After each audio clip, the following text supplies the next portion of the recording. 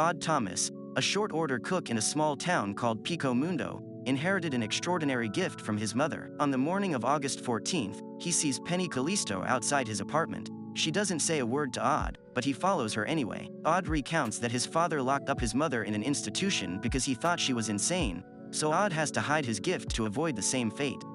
Soon, Penny leads Odd to a street where they come across Harlow Landerson, arriving in a convertible. After some pleasantries, Odd grabs Harlow's car keys and points out that a woman's blood is in his pocket. When Penny touches his shoulder, Odd gets a vision of where the blood came from. Odd then accuses Harlow of killing Penny and collecting some of her blood. Harlow makes a run for it, so Odd chases after him. The two men end up in a house where a pool party is taking place. Odd soon catches him and slams him all over the place.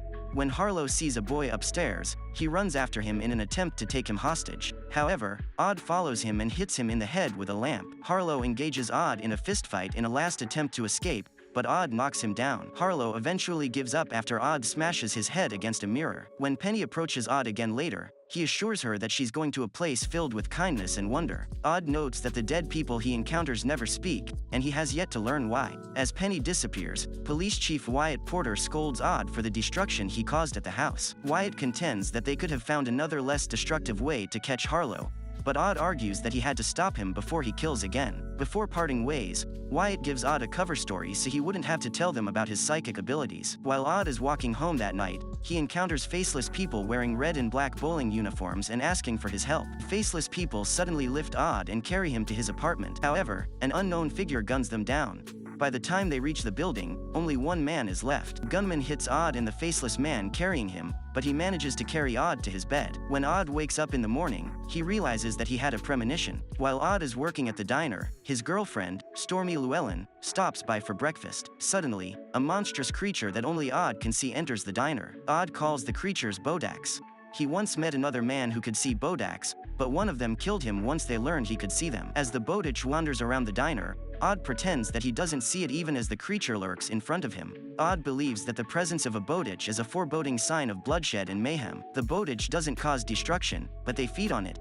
Soon, more bodaks enter the diner to swarm around a man with hair that looks like mold. As Odd observes the man outside the diner, his coworker, Viola Peabody, tells Odd about her strange dream. She shares that she saw her own face and she was lying dead on the ground with another man next to her. When Odd asks what the man was wearing, Viola reveals that he had a red and black bowling shirt. Odd wanders into a mall as he looks for the man swarmed by bodaks. Soon, he ends up outside the ice cream shop where Stormy works. While talking with Stormy, he sees the strange man looking at a car display. After buying 2 gallons of ice cream, the man leaves the mall. Odd decides to follow the man to his home when he sees that the bodaks have suddenly stopped swarming around him. Odd found it strange because he knows that bodaks don't leave a man alone until the bloodshed is over. The man soon reaches his house, but he leaves soon after taking the ice cream inside. Odd breaks into his house to find out why bodaks followed him. Odd deduces that the man has several friends when he finds different brands of cigarette butts on the ashtray. Suddenly, a gust of cold wind sweeps across the house, and Odd sees spirits being pulled into a door. When Odd enters the room, he sees a ray of light coming out of a hole, so he puts his hand inside out of curiosity.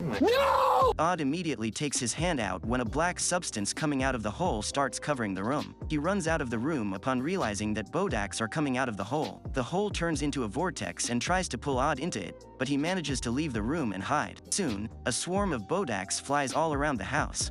A bodach almost discovers Odd, but the creature leaves when it sees that the other bodaks are gone. Stormy calls Odd to find out what he learned about the man. With the bodaks gone, Odd continues investigating while talking to Stormy on the phone. He finds several files of infamous serial killers and learns that the man's real name is Robert Robertson. Stormy starts referring to the man as Fungus Bob because of his strange hair. Odd suddenly hears someone arriving, so he tells Stormy that he has to get out of the house. Before leaving, Odd discovers that August 15th has been torn out of Bob's calendar. He deduces that Bob intends to murder people the next day when he finds the calendar page inside a folder with Bob's name among the files of other serial killers. Moments later, Odd sneaks out through the window as a man enters the house calling out to Bob. 2 Rottweilers suddenly bark at Odd, so he hides on the roof until the man returns inside. That same day, Odd warns Wyatt about Bob while they have a barbecue at his house. When a new police officer named Bern Eccles arrives with his date, Lisette, Wyatt asks him to check Bob's DMV records. Not long, Wyatt returns and tells Odd that Bob moved to town 5 months ago after inheriting money from his mother. Bob has a clean record, so they can't arrest him for anything. However, Wyatt puts an officer on Bob's trail because he knows that Odd is never wrong. Later, Odd meets with Stormy to have a picnic at the belfry of a church. While Stormy is taking out the food, Odd sees Bob heading towards them, so they hide in the sacristy. Inside, they find another door, but Odd senses that Bob is on the other side, so he instructs Stormy to wait. As Odd looks outside the sacristy, Bob starts banging on the other door, so the couple flees from the church. Bob trashes the sacristy in anger instead of pursuing them.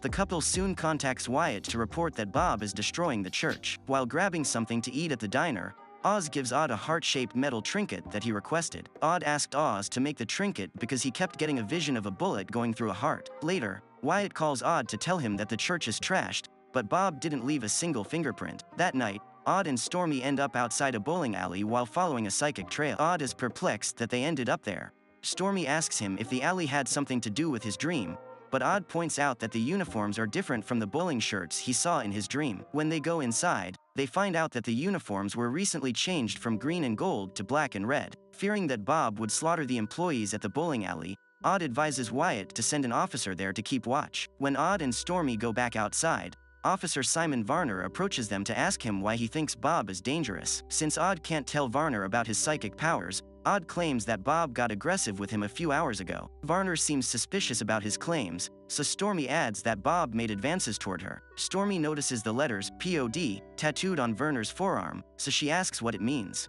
Varner claims that he couldn't disclose it because it stands for something obscene. Afterward, Odd and Stormy go to Viola's house to find out what else she saw in her dream. When Odd asks her to visualize it, she discloses that she saw flashing lights. Then, she heard children's music, a roaring crowd followed by gushing water. Viola felt like she was hit rapidly with a baseball bat, and her hand slipped on blood. She staggers in shock when she recalls the numerous bodies around her in the dream.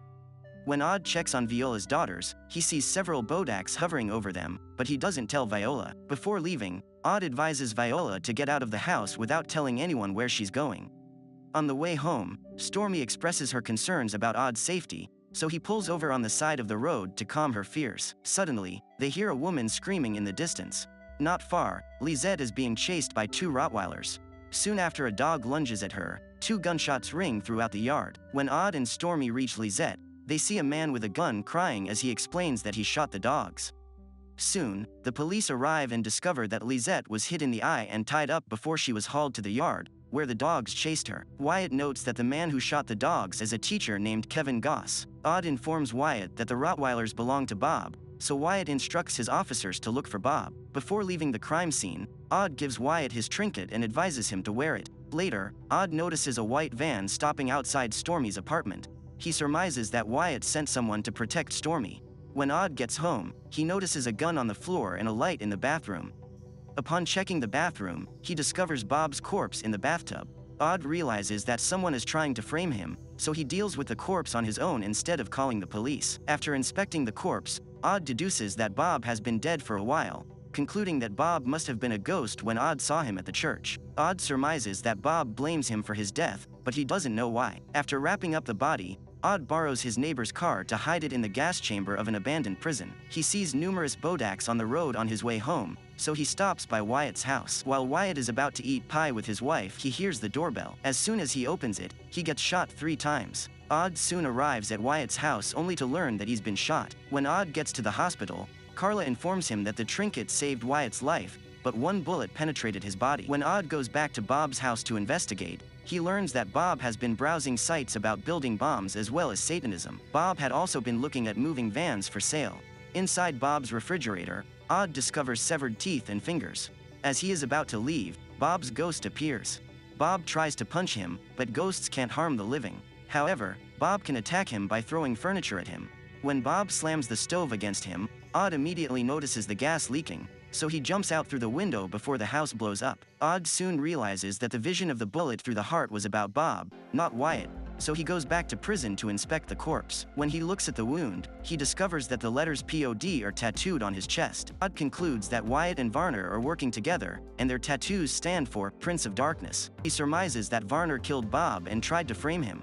Odd then goes to the mall upon realizing that Varner will launch his attack there. Odd heads straight to the security surveillance room and grabs a baseball bat along the way. Upon reaching the room, he finds that the staff members are already dead. A man wearing a ski mask comes out, so Odd hits him in the head with the bat. When Odd discovers that the man behind the ski mask is Eccles, he concludes that he's also Bob's accomplice. Varner and Eccles prompted Bob's dogs to kill Lisette because she discovered their pictures of the mall with notations about their plans. Odd notices that Eccles is wearing his uniform beneath his bulletproof vest, so he concludes that they are planning to remove their vest after the attack to pretend to be heroes responding to the call. Odd soon realizes that the bodaks didn't swarm around Eccles and Varner because the bodaks know Odd can see them. Before searching for Varner, Odd grabs Eccles' firearm, which only has 4 bullets.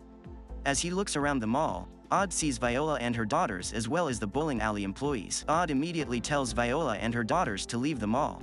Soon, Odd discovers that the children's music Viola heard in her dreams came from the carousel. The sound of the big crowd came from the TV showing a sporting event. Not long, swarms of bodachs enter the mall through a portal.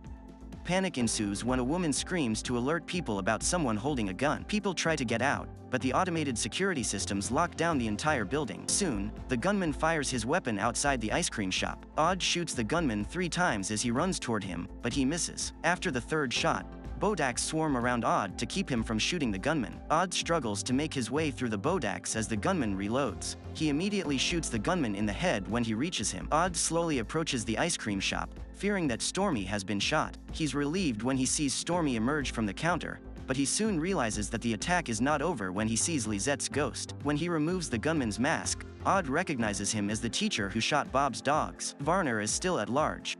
Lisette leads Odd to the car park, where he finds a white moving van. The back of the van is locked, so he asks a man for help to break it. After opening the van, they discover that it's packed with explosives equipped with a timer that has less than 3 minutes left. As Varner walks out of the car park, a bodach possesses him to alert him to Odd's presence. Varner shoots Odd and hits him, but Odd manages to start the van and drive it out of the car park. Varner hangs onto the van as Odd drives away from the mall. Varner shoots Odd again, but he only grazes his forehead. When Varner gets inside the van, Odd jumps out before the van crashes into a ditch. The van explodes as soon as it lands. When Odd wakes up, he finds himself in the hospital with Stormy by his side. Carla informs him that Wyatt survived and concocted a story to keep his psychic abilities a secret. He learns that Eccles and Varner formed a satanic cult when they were teenagers. Then they joined the police force to cover up their crimes. After meeting Bob and Goss, they came up with a plan to infiltrate a town and kill it slowly. Odd becomes the town hero for preventing hundreds of deaths. After leaving the hospital, he stays with Stormy in her apartment to forget about ghosts, bodaks and his job at the diner. The couple enjoys a few days together until they get a visit from Wyatt, Carla, and Viola. Carla informs Odd that the coroner had finally released Stormy's body. It dawns on him that he's been holding back Stormy's ghost.